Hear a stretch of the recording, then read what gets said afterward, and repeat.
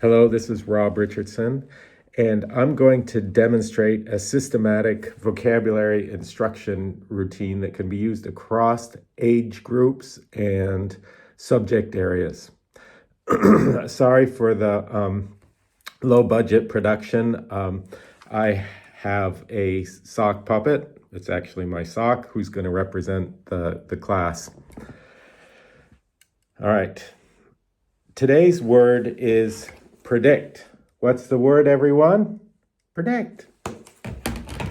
Let's count out and say the syllables for predict. Predict. How many syllables, everyone? 2. You are correct. There are 2 syllables in the word predict. Predict means using information to guess what comes next. What does predict mean? Predict means using information to guess what comes next. Write down the definition of predict on your paper next to the word predict. Okay, good. Nice work. Predict has 2 pieces to it. The Latin prefix pre, meaning before, and dict, which means it's to say. It's a Latin root meaning to say. So when you say what will happen before it happens, you predict. Very good. You predict. An example of predict is my mother bought cookies last night. I predict that I will have cookies in my lunch today.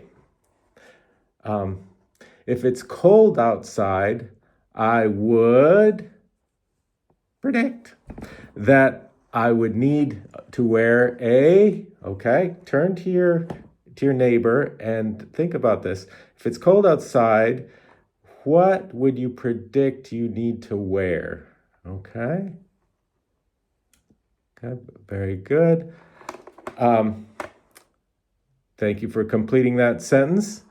And let's hear what some of you said. What would you predict you'd wear? Okay, very good. All right. Now, at this point, you might have them use predict in other ways, or you might have other sentence frames to give them more practice. Let's say we feel like this was enough they're kind of getting it. Maybe just check their understanding over the course of the unit where you're using the word predict. Another way to get generalization is to do things like have a vocabulary scavenger hunt to collect, have everyone in the class collect times that they see the word predict in text, or hear people say predict at home. Or they could do other things like perhaps have them go home and teach their parents or siblings what predict means. All right, thank you. That's my demonstration of what this technique looks like.